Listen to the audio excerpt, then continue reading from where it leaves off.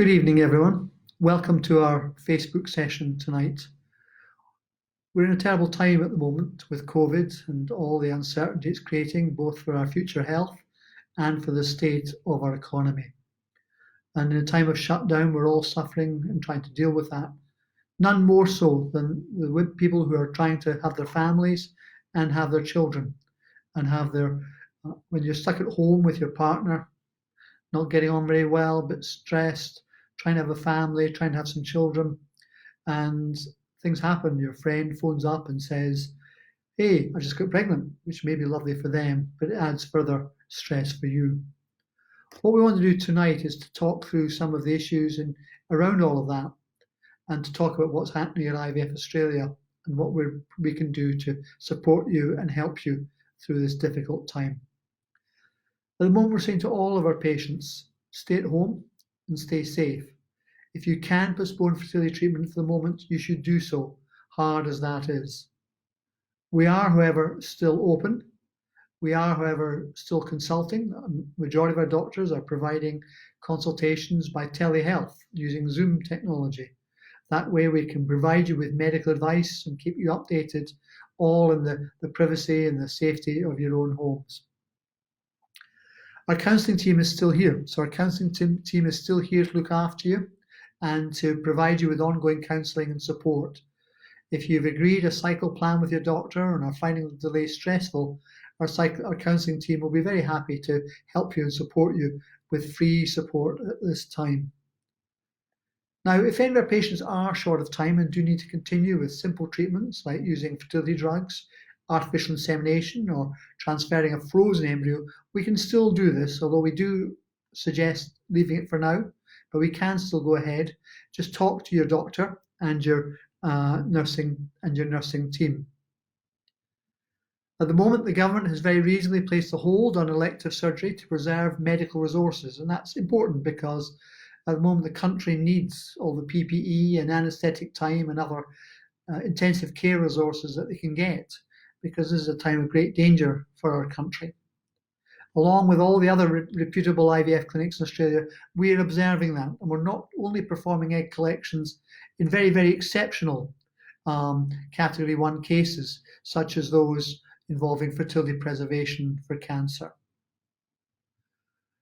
I'd like to welcome people who join the group. Nice to see you both all here. We do understand how hard all of this. I mean, it's very tough when time is closing in and people are talking about the country being shut down for 6 months or a year. And that's a very, very scary thought when your time's marching on and you feel your egg number is not as good as it could be and everything in your life is focused on trying to have a baby and you've put so much into it. It can be very hard to try and not worry about your own personal future in the midst of all of this.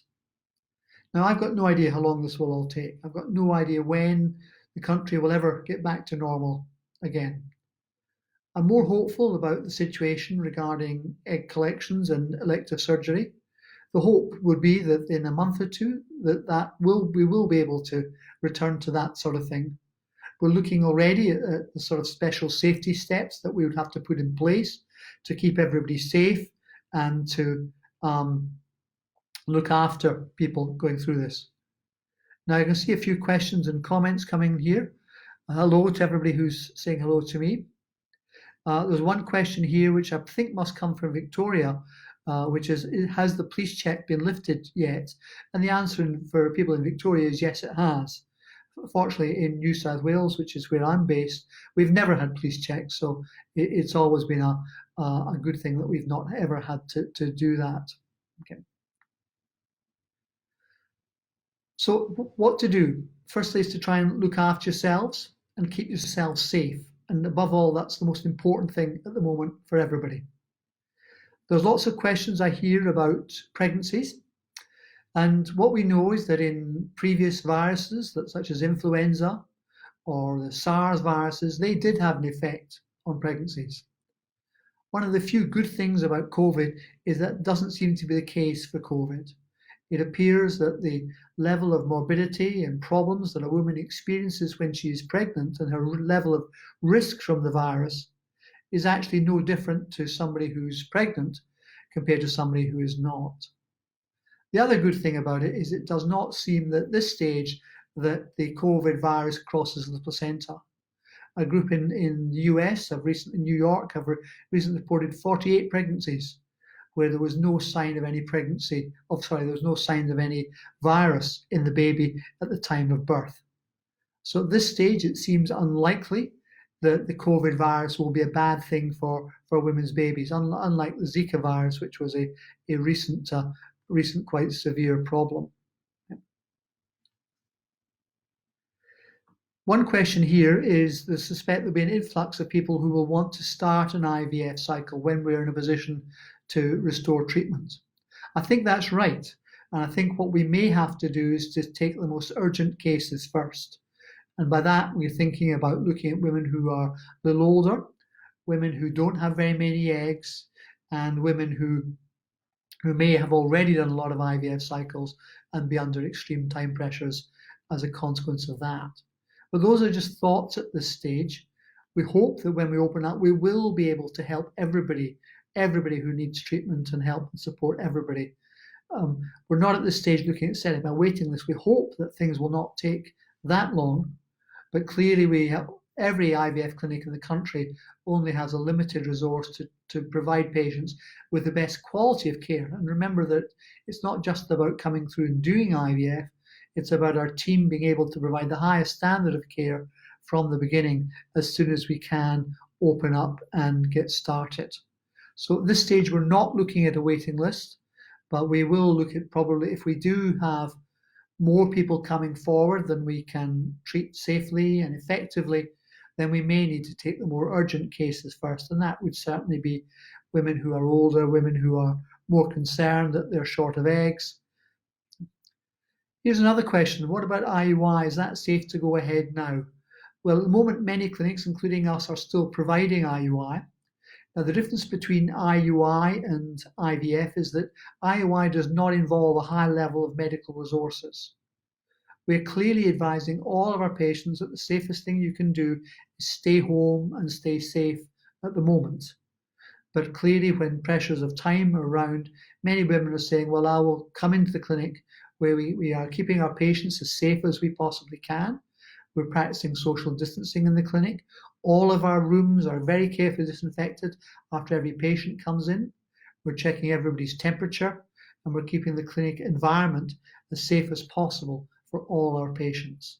But nonetheless, when you're going through treatments such as either IUI or frozen embryo transfer, it does involve leaving the safety of your home and coming into the clinic. So IUI is certainly an option, as are frozen embryo transfers at the moment. Here's another question. How will you let us know when you are able to restart treatment? Well, we will, as soon as we're able to restart treatment, we will put it up on our website straight away. In the meantime, we are staying in close touch with all of our patients to ensure that everyone is kept up to date and informed. We're sending regular emails to all of our patients to update you on where things are up to and to keep you all informed about what's going on. One of the challenges we have at the moment is that we don't know what's going on. We don't know. The last 2 or 3 weeks have been quite a hectic time in terms of understanding what the future holds. It's particularly for our staff, many of whom we've had to lay down for the moment. And so this is an uncertain time for everybody. But as soon as we have any information about what's going on, we will keep you informed about what's going on as it affects yourself. Here's another question. If you're starting at fertility assessment, are there still tests you can start doing to get the process going? And the answer is yes, there are. And I think at this stage, it's a good advice to start exploring your situation, finding out, getting the tests done, seeking medical advice. All of our doctors are still consulting. We're trying to do that as far as we can by video consultations so that you can run a consultation in the safety and the security of your own home, and yet still through a video meeting like this, interact with your doctor. Your doctor can show you all your test results, can show you pictures of what's involved in the different types of fertility treatment. Remember that the majority of people we see who come to us who have a fertility problem don't actually need IVF. For the majority of people, either things will work out by themselves or relatively simple treatments. So please don't stay at home worrying because you think you might need IVF. Please come up and see a specialist, get some advice, and make some plans from there. And the sort of tests that you can start doing, you can get blood tests and scans done to assess your fertility and get the bigger picture. Many couples who are trying to have a baby have actually got plenty of time. They've actually got time. They can wait and take their time and allow things to just happen. Other couples, though, when you have the testing done, you may find that you're very short of eggs or your partner's sperm is very low, and you may need to go more quickly into more complex forms of treatment. Are we welcoming new patients? Yes, we are. We are welcoming new patients. If any person is uncertain or needs advice, then our doctors are providing a short 10-minute advice session, which you can access with no charge at all. Just have a word with one of us. Find out, get some general advice about your situation, your personal situation, and find out more about what steps you should take yourself. So just call us, and one of us will be very happy to spend 10 minutes on the phone with you, going through your situation and pointing you in the right direction. You might find that you've got plenty of time, particularly if you're a younger person. If you're in your early 30s or your 20s, you've got time to ride out the COVID thing and then come back to have your family further on.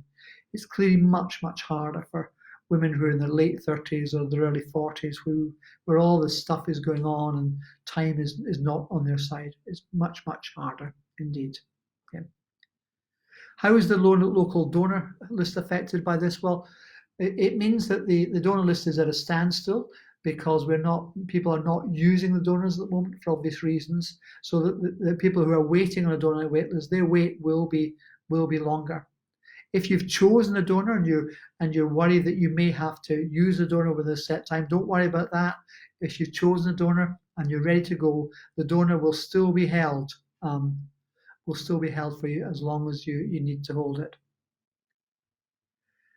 Here's a question: if you're older and have limited egg reserve, is there anything you can do in the meantime or any medications to improve egg quality? Now that's a very complex question.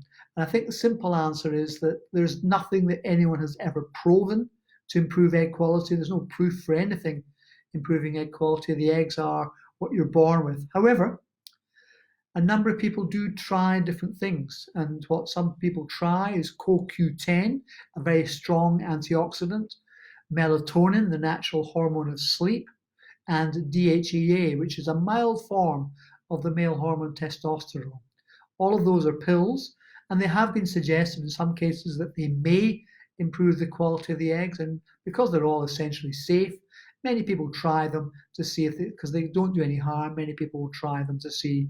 But we really don't have any evidence that they make a serious difference to anything. Is IUI still going ahead? Yes, it is. We are talking to all of our patients and saying to all of you, do take your time, do stay home at the moment. But if you're pressed for time, then we can proceed with relatively simple treatments that are not using large amounts of medical resource like IUI and frozen embryo transfers. Are we doing egg freezing at the moment? Well, it depends on the reason for doing egg freezing. If we see a woman who has got cancer and is looking forward to having cancer treatment in the next 2 or 3 weeks, and she needs to freeze her eggs because of that, yes, we are. We're doing that. That's counted as a category 1 procedure, so we're doing that. If we're looking like someone who's concerned about their future in the medium to longer term and is looking at freezing their eggs so they can put something away so they can have a family later on, then that's not cases that we're taking on at the moment. That is not a category 1 case, and we are limited to doing category 1 cases at all. Okay. I've had a question about DHEA. Can doctors provide a prescription for DHEA? Yes, doctors can. And the person who's asking me can give me a call and I will organize that for you. Okay. So these are clearly very difficult times indeed for everybody who's here. These are clearly very stressful times for the country as a whole and for the community at large. It's when people are struggling to find jobs and for the economy to survive. worrying about your fertility in your future is a very, very tough thing indeed. But I'm hopeful that particularly when the country is looking at things like elective surgery, I'm reasonably hopeful that we will be in a position to proceed with elective surgery again in general, and with egg collections in particular, before too long has gone. And remember that a month or two, while it's really very, very hard on your emotions, no matter how low your egg number is, 1 month or 2 months is not going to have a significant effect on your chances of ultimately having children. It's clearly a very different thing if this draws out to 6 months or a year, but I'm hopeful that that will not be the case. And I'm hopeful that, terrible as all of this is, that it will not have a serious impact on people's chances ultimately of having children. I know a fairly upbeat view in it, but I do think that things are, from that respect, we will be in a position to resume treating our patients before too long has gone past. Do any of you have any other questions about any of that? Is there anything else that any of you would like to ask? Well, here's some more questions here. Let me go through these again. So I've covered the question about, there's a question here, how long will the ban on IVF be in place for? We just don't know. I'm hopeful that it will be months rather than years, but we will certainly keep you all informed. Okay. Now, here's somebody who's saying that the video appointment was cancelled. Do contact the clinic. We are doing video appointments every day now, so we can offer you a video appointment tomorrow. If you call the clinic tomorrow, we can offer you that tomorrow. Okay. Here's another question. If you've had all the tests done in March and have to wait another 6 months to start IVF, well, at first I hope you don't have to wait that long, but certainly any testing you have done now will not need to be repeated in that sort of time frame. Most tests that you have for fertility generally tend to stay the same forever. There are some things clearly like egg number which do change, but very slowly with time. So I can't see that if you've had tests done and you're coming through to do fertility treatment in only a few months, that you'd have to do anything again. None of these tests are wasted. You can get yourself assessed, get all the answers so you know the whole picture about yourself, and you and your partner can make plans that way. Okay? What is my personal recommendation about COVID-19 and pursuing pregnancy at this time? I think if you're physically well and healthy in every other respect, I don't think there's a reason to postpone pregnancy. Remember that the whole COVID, the presence of COVID in our environment is likely to be there for quite a long time to come, probably 1 to 2 years. The evidence about pregnancy, as I mentioned earlier on, is actually very reassuring. That women who are pregnant are not at higher risk of developing a COVID infection. You're not at higher risk of having a more serious illness. It appears that the COVID virus does not cross the placenta. And there's a recent study published in the last couple of days from the US where 48 women were tested after they'd given birth, and none of the babies were found to have any sign of any COVID virus there. So that makes it very unlikely that COVID will do a harmful thing, any harm at all to the babies involved. Okay. Is the only reason everything is held because of the need for surgical PPE? Essentially, yes, that's the main thing that is stopping us. The country is very short of anaesthetists and very short of the sort of materials that are needed, particularly ICU beds. And so even though an IVF procedure is very minor, we have to join in with everybody else and not place any unnecessary drain on the country's resources. Now, while COVID will continue to be around in our environment and will be a risk to us for a long time to come, we're hopeful that as we get through the hump in the cases recently, that the need for surgical resources will ease, and that there will be it will be possible to carry out elective surgery again, particularly for relatively urgent circumstances, such as a couple trying to have a baby. Here's another question. Are pre-tests still being done? This is a person who hasn't started the whole processes yet, but had hoped to start the testing process being done. And the answer is yes, we are still doing exactly the same testing, exactly the same assessment. And I would say again to all of you, if you're at the very early stages of things, do get advice. Do get yourself checked out so you know what, I mean, for many of you, IVF may not even help. You may be waiting for something that you don't even need. So do come along and talk to our specialists, get the testing done. As I've mentioned again earlier, if you're not sure what to do and you're a bit uncertain, then just phone up the clinic. We have got a group of doctors who will spend a few minutes on the phone with you, giving you general advice and helping you, guide you through what's obviously a very daunting journey. And those of you on the webcast tonight who have halfway through it will know how tough the whole IVF process is. But often it's the uncertainty of it, not knowing what you need to do, that makes life harder. So do come up and do come and talk to us. Here's another question: if people already have embryos stored and are you able to do transfers, or is this on hold too? No, you are able to do transfers, because a transfer does not involve a theatre room, does not involve anaesthetist, does not involve a lot of PPE. So you can still come in and do embryo transfers. The laboratory is still staffed, so all of the frozen embryos are stored in liquid nitrogen tanks. They are all secure. The embryologists are still in there every day, maintaining the laboratory, looking after the embryos, looking after the stored sperm, making sure that everything is kept safe and secure. So if you have embryos in storage with us, don't worry about that. All the normal processes are still in place to keep the embryos safe and secure while we're in this relative shutdown. And I've got a comment here that it's all a roller coaster. And while that's a huge cliche, time and time again, I think that is just so true. There are so many good days and there are other bad days. And here's another question: if your clinic is currently doing frozen embryo transfers, do you think it's unlikely that it will still cancel in the next month or so? I think at the moment, the situation is under control.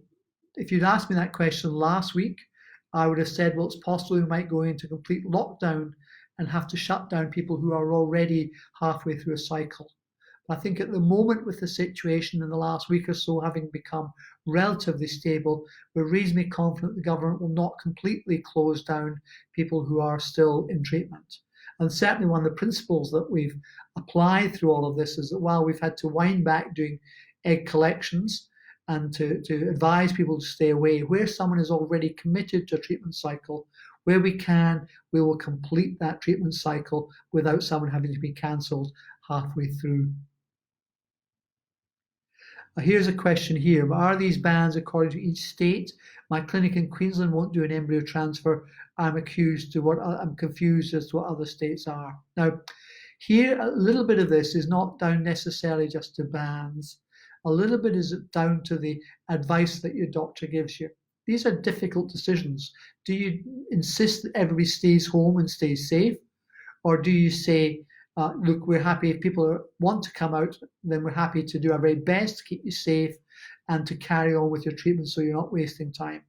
But I know many of my colleagues in different parts have said the safest thing to do is put everyone to stop everything, everyone stays at home, everyone stays safe, and we open up everything in a month or two. And I think this is a lot more to do with the uncertainty of all of this, different doctors taking slightly different views of the whole thing. Our view is a halfway view, that we do encourage people to stay home, but we are prepared to do procedures that are not using a lot of medical resources, but we're not prepared to jeopardize the country's future by taking up medical resources by doing egg collections at the moment. Here's a question here. Someone's saying, I'm meant to be booking in for my next cycle. Would you recommend still picking up medicine so I'm ready to go as soon as the ban has been lifted? Look, there's no harm in picking up medications. You just got to check with your nurses to make sure that if they do need to stay in the fridge at home for 3 months, they're safe to do that, and be ready for that, because a lot of that is out of our hands at the moment. We sense that a lot of patients are trying to get to starting gate so they're ready to go as soon as they can, and there's absolutely nothing wrong with that. We're prepared to help you do that. But if you're taking medication home, make sure that you can keep it for long enough through all of that. Okay. And someone's concerned that they're not getting enough communication. Someone says, my fertility specialist and clinic aren't very communicative through this. Well, I'm sorry to hear that. But do contact them, do call them and ask them to let you know what's going on. It is important amidst all this uncertainty that we do our very best by keeping our website up to date, by calling you. At our clinic, we've got a list of patients who are potentially in a starting position to begin IVF. And so our nurses are working through them all, giving them calls to find out how you are, to offer you counselling if you need it, and keep you updated. As well as that, we're sending you out regular emails as the situation evolves and adjusting our website. So do go to the website, first of all, and we will do our very best to help you and keep you updated despite the clear uncertainties of the situation at the moment. So I'm sorry to hear you've had that experience. Here's another question. Does a regular GP do the initial fertility testings, or do we make an appointment with a specialist through IVF Australia to begin the process? Now, some GPs are very confident in this area. Remember that GPs have to cover an awful lot of ground medically. And some would prefer to say, look, here's my advice. You've been trying a long time. You best go and see a specialist, get everything done at the beginning. Other GPs who are more confident in that area may say, look, let's get some simple tests on a scan, blood test and measure your egg number and a sperm count, and then go and see the specialist after that. Different doctors take slightly different approaches to that. Personally, as a fertility specialist, I'm very happy to see people who've had no tests at all and just take it all from the beginning. A general principle with testing that we think is important is to test quickly so you get all the answers, so you know exactly where you sit, and treat slowly. Particularly if you're young, and particularly if your prospects for having children naturally are good, then it may often make sense just to hold off getting into too complex fertility treatment. But it's certainly a good idea to get testing done quickly, because if you get tests done, you know the whole story. There's nothing worse, I think, than someone who spends 2 years trying to get pregnant. After the end of that 2 years, discovers they've either got blocked tubes or their partner has a very low sperm count, and they could have done something about it a year earlier had they known. Okay. Here's another question. If the ban is long-term, would egg collections be done under a twilight instead of under general? Look, I think that is a real possibility that we're looking into. If it turns out that the medical resources situation does not ease in the next month or two, it's possible that we may look to start doing things in a way that does not use medical resources. In other words, using a procedure room rather than using a full operating theatre, using a local anaesthetic or a light sedation rather than a full general anaesthetic. But we have to do this in a way that's safe, and we have to do this in a way that works for you, our patients. But it's certainly a possibility that may work for some people about all of this. Okay. Let me have a look and see if we've got any other questions coming up on the screen. Okay. All right. So this, I think, has covered, I hope I've covered all of your questions. I hope I've left you all in a position where you understand more about what's going on. And I guess that the key summary messages are that we hope that we will be able to return to helping our patients get pregnant within the next 2 to 3 months.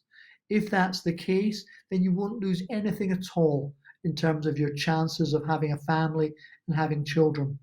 It's always very stressful when your doctor tells you you've got a very low AMH level, or you look at the date of birth, your birthday coming up again, another big birthday's happening, and you feel that time is just going to kill you. And that's a really stressful thing when you're worried about your fertility and the future. But things do not change that quickly. When you've had a birthday, you're just simply a day older than you were yesterday, not a whole year. And a month or two, hard and emotional and distressing as that all is, your prospects of getting pregnant in a month or two will be exactly the same as they are now. Do hang on to that. Do remember that, and keep going with all of that. Okay. Let me have a look and see what else we've got going on here. Well, why does IVF Australia choose to general over twilight? We offer both.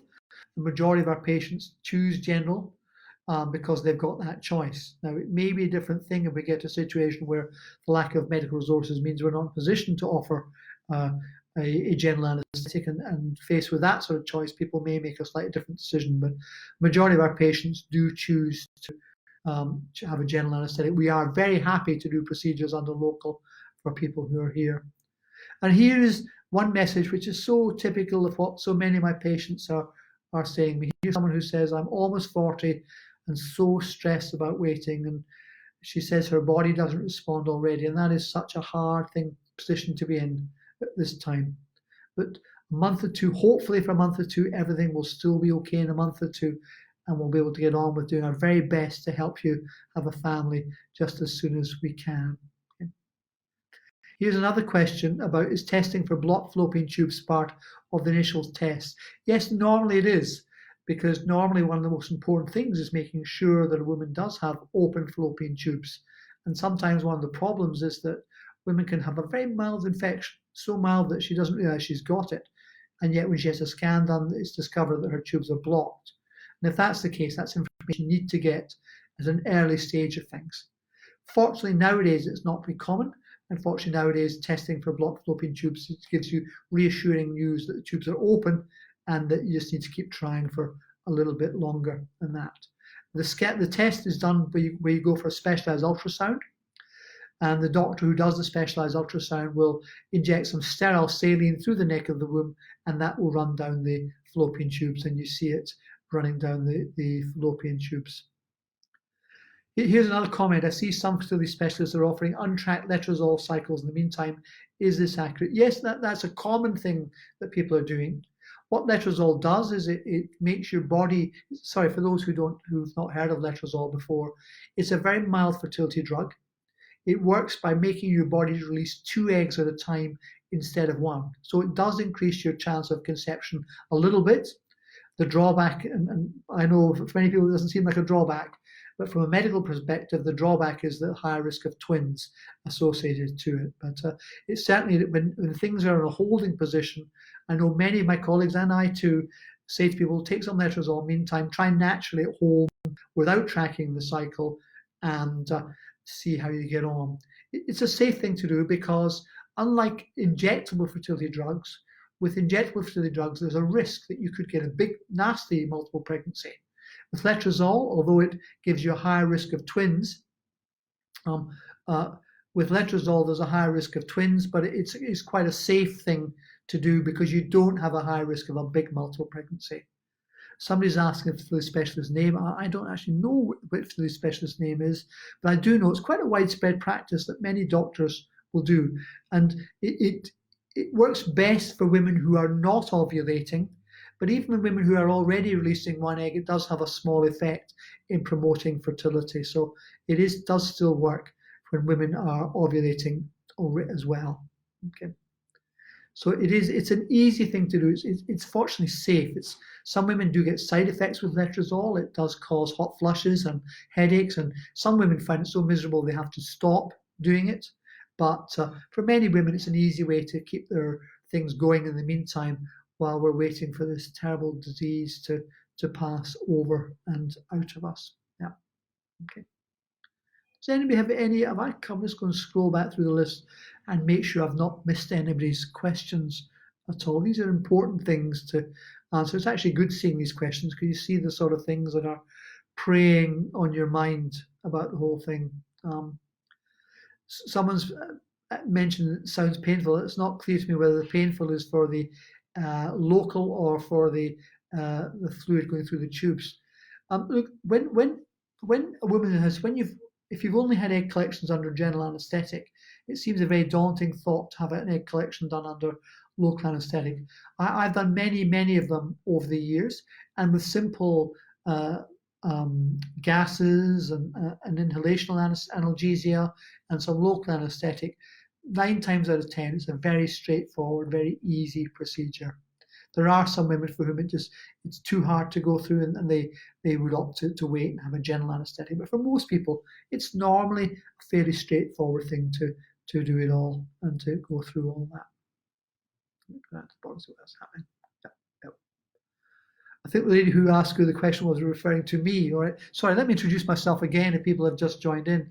My name is Peter Illingworth. I'm the medical director at IVF Australia and a fertility specialist in my own right. Sorry, I do apologise. I didn't make that clearer to you. So sorry.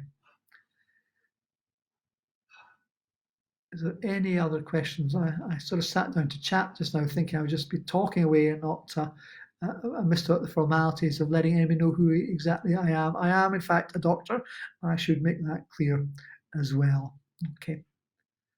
And I've been doing this for 30 years, talking to a couple women like yourselves who've gone through these awful strains of trying to have your families and the pressures. But this is an unprecedented time. I've never gone through anything like this before in my entire life, where we've had to say to all of our patients, sorry, we have to stop helping you have a family.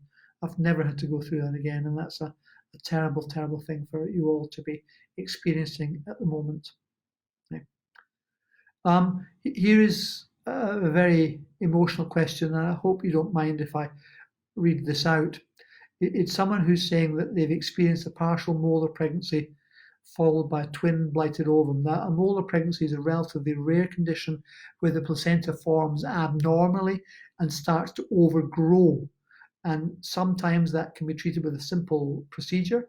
Other times women who have this may need to have a mild form of chemotherapy. It's a tough, tough thing to go through. And if it's then followed by a twin blighted ovum, that's a deeply, deeply difficult thing to go through. The heartache involved in that is just enormous. And the person who's written this down has said that she's been told that she's obviously not infertile, but she's obviously really anxious, understandably so, about going through the pain of all of that loss again.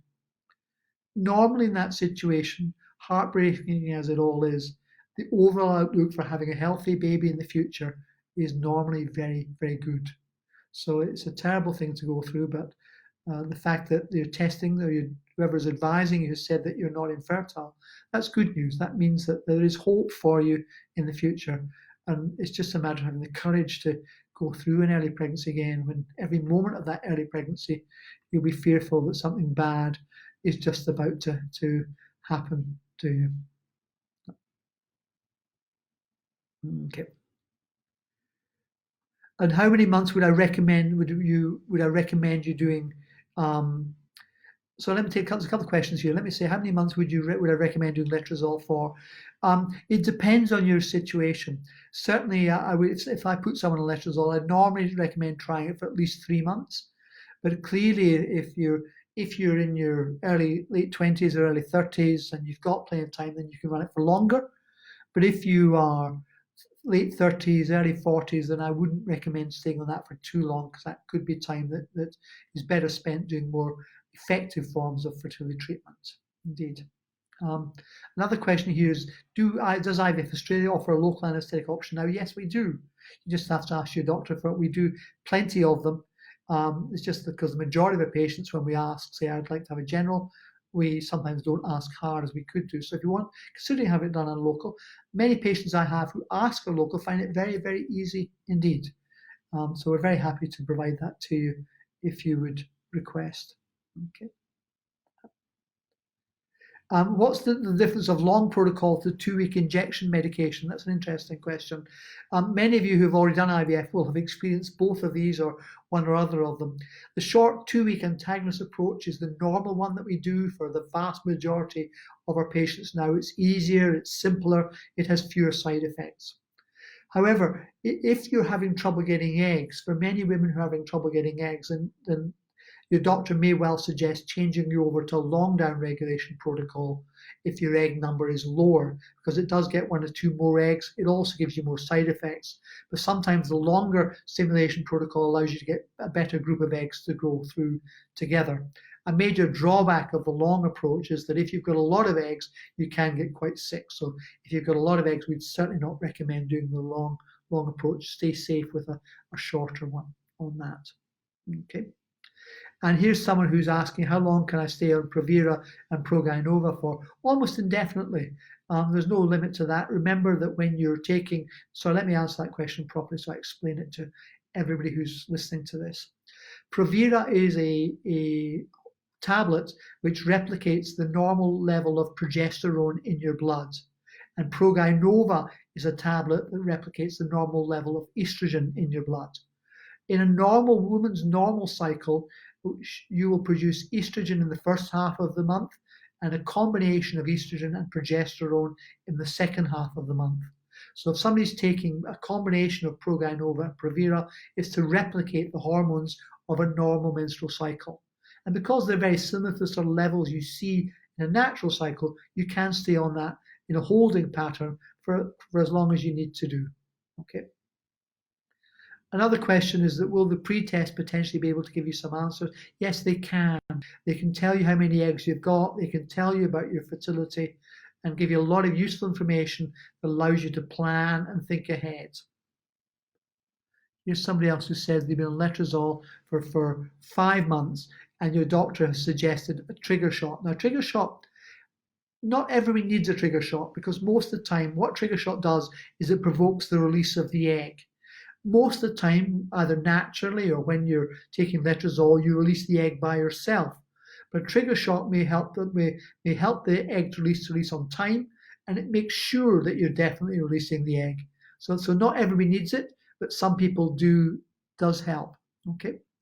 Here's a question I talked a moment ago about the longer down regulation protocol, and someone's asked whether it works for older poor responders. Yes, in some cases it can. In some cases, with women have a slightly reduction in their eggs, a long down regulation protocol does give you a few more eggs, and that's normally the sort of person who would go to that. Antagonist is the main approach that we use, but some women who swap across find, hey, I get more eggs. Other times, though, it doesn't necessarily have that effect. Okay. Now, here's someone who's saying that they should get off the trigger injection because they're not going through the transfer. I'm not clear. Here's a question who said, I was told I need to get off the letrozole, I think, because she was not going through with the transfer. And that really depends on the details of individual circumstances. You need to, I think your doctor is the best person to guide you through that level of detail. Does the longer cycle have an impact on egg quality? I'm a major headache sufferer, and the thought of getting the nasal spray in headaches is awful. Is there an injection I can take instead of the nasal spray? And if so, are headaches a side effect of the injection? The headaches could well be a side effect of the injection as well as the nasal spray, because what either the nasal spray or the injection you take before you start the IVF, it brings your estrogen level down very quickly. And when your estrogen level comes down very quickly, you get a lot of unpleasant side effects like headaches and hot flushes. So it may be unavoidable, it may be avoidable. Is it worth it for egg quality? It's a small effect, I would say, and a lot depends on your own individual case. I think that if women have done a number of antagonist cycles, it's not been working, I think it's worth considering doing a long down regulation cycle, but do be aware you will get more side effects with that. Let me see if there's any other question I haven't made sure I've not missed anything in all of that. Okay. Right, so the time now is 20 to 7. I'll just see if we get any more questions in the next few moments, and then I think we may wrap up. Indeed, I think that's. Is it worth doing an IUI instead of IVF for those using donor sperm? Yes, it can be. A lot depends on your situation. If you are in a situation where you've got other problems, so you've got endometriosis or damaged fallopian tubes, then artificial insemination may not be an option for you. We know that IVF has a higher level of success than IUI or artificial insemination, which is why the majority of our patients who choose IVF do. But if you haven't got the option of IVF, I know a number of our patients are coming through to do artificial insemination, particularly if they've got healthy fallopian tubes in that respect. Here's a lady who's if you have epilepsy, do you think IUI is okay? Yes, it is. IUI is a less invasive treatment than IVF. And in fact, you can do IUI with relatively very, very low dosages of medications, which is entirely safe. And it does not increase your risk of any effects from epilepsy. Here's another lady who's telling me that she's on Zoladex for endometriosis treatment. My doctor said I'm okay to stay on it a bit longer. Absolutely you are. You're quite safe to stay on it longer. And it's a sensible step. Once you've gone through the downregulation, let me explain a little bit for everybody else. Zoladex is a long-acting injection which lasts for a month and suppresses a woman's hormones for a whole month. It is an effective treatment for endometriosis, which is why this lady is on it. What it does, it puts your hormone levels up and then brings them down. So once your levels are down, you have your booster injection every month to keep your levels down. And it's a quite totally safe and I think a very sensible thing if you're on Zoladex, just to stay on it as long as it takes until you're in a position to start doing IVF. I think that makes very, very sensible. For those of us who have a balanced translocation history, does that mean there's no chance for us to conceive naturally? No, it doesn't mean that. A balanced translocation is a chromosomal reorganization where people, all of us, let me explain again, all of us as human beings have 20,000 human genes. We carry them on 46 bags called chromosomes. Now, there are some people around, and this patient is one of them, or her partner is one of them, where the chromosomes are in the wrong order. And when the chromosomes are in the wrong order, it means half the embryos are okay and half the embryos have the wrong number of chromosomes in them. So it doesn't mean it's impossible to have a family if there's a balanced translocation. It just means it's a bit harder to do that. Yeah, let me go through some more questions. They're coming thick and fast now, which is good. It's good. It's what I'm here to do, to help you, to give you a bit of guidance at this tough time. A woman has written in saying that she has a PCOS problem with irregular cycles. How can I get through this problem? Well, very easily. It's one of the simplest things to fix. How you do it depends on what your goal is. If your goal is simply to have a regular cycle and you're not trying to get pregnant, then you go on the pill, and the pill regulates your cycle. If your goal is to get pregnant, then you take a tablet called like Letrozole that we spoke about earlier, which boosts you to release an egg. And when you're on the Letrozole, you start releasing an egg every month. And because you're releasing an egg every month, your periods become regular again. So do go and see your specialist, do go and talk to your specialist, and your specialist will help you going through all of that. Here's another question. Do you have to be on medications to do IUI? Well, if you take a low dose of medication, it does improve the success rate. But some women also come through and do IUI completely naturally, and it's still possible to get pregnant that way. Here's a woman who's asking, she's on DHEA and has just started. How long can you stay on it? Well, one of the problems with DHEA is that you do need to be on it for at least 3 to 6 months where it has any effect at all. So you can safely stay on it for about a year or so or more without it doing any serious harm that we can see. Remember, with DHEA, we don't have any hard evidence it makes a difference. It's one of these things that people try just in case it helps. Fortunately, it's quite safe, so it's not an unreasonable thing to do, but there is no hard evidence that it actually makes a difference. Here's another woman saying that I've had an ectopic pregnancy before. My fertility specialist wants to remove my other tube before doing IVF. Is this normal? Well, it all depends on the state of the other tube. Sometimes if a tube has fluid building up inside it, then that fluid may be flowing back into the uterus and making it harder for an embryo to stick there. So I think and also if the other tube is very badly scarred, then it may be worth having it done. And what you're weighing up is the harmful effects of a badly scarred tube or a tube with fluid in it against the fact once you remove that tube, you can't put it back again. And if the tube is open, then that could still give you an opportunity to have a natural pregnancy. So I think it's a difficult thing, and I would advise you to be guided by your specialist, and it's very difficult. Is there a way to prevent always getting one follicle growing way out in front during stimulation cycles? Yeah, it's tricky because some women do this time and time again. They go one egg very fast and the other eggs come through more slowly, particularly if a woman is short of eggs. That's a more common pattern. My experience has been that if you use a long down regulation approach, that can help. It doesn't always prevent it, but it does tend, by switching off the follicles before you start, it means they all start together, so you're more likely to get them all growing together. And that would be my advice to you there. Here's a patient who's taking both thyroxine and metformin, and those are, if you have thyroid problems or if you have insulin resistance, those are both important things to be taking for your general health. And your general health is important. Being healthy is important to falling pregnant, whether that's naturally or through fertility treatment.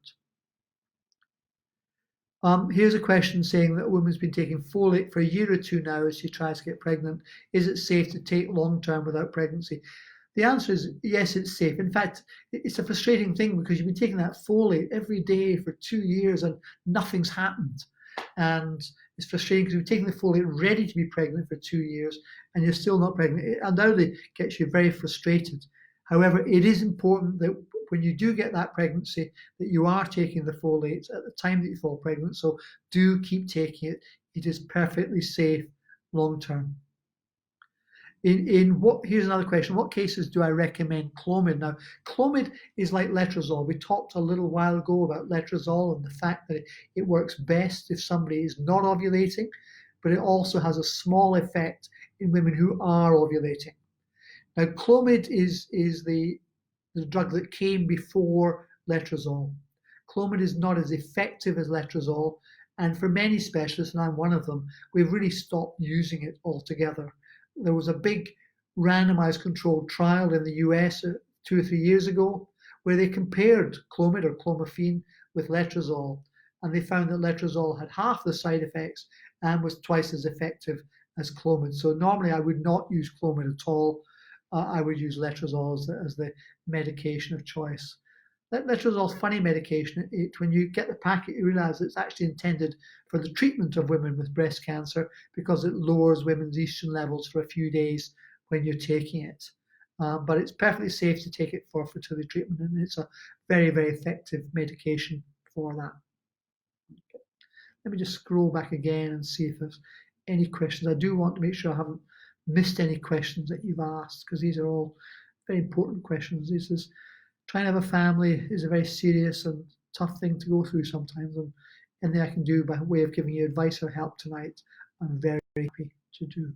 I think we've run out of questions, and I think besides folate, can I recommend a good quality prenatal vitamin? There's two things that you need to take when you're in the early stages of pregnancy that we know are important for your baby. One is folate and the other is iodide. Both of these things are important for your baby's health. When you go to the chemist, you'll be bombarded with all these preconceptional vitamins. Oh yeah, this is really important for maternal health, all this other stuff. The evidence that any of that other stuff makes any difference at all is probably non-existent. And while it's good to take stuff to keep you healthy and keep fit and healthy, the two things, we talk about prenatal vitamins, the two things to focus on are simply folate and iodide. They're the two main things to be taking. So when you're looking at your supplements, look at the packet, make sure there's enough folate. That should be, for most women, 500 micrograms a day, and some iodine in there as well. That's what you need to check and see. Okay. All right, look, if there's no other questions coming through, I do hope that you've enjoyed this evening, or found it helpful. And I think the key messages, again, to repeat, are that we hope to be in action before too long. Do talk to us, do stay in touch with your clinic, and be aware that a month or two, hard and stressful as it is, your fertility will still be the same in a month or two as it is now. Okay, good night to all of you. My pleasure talking to you all.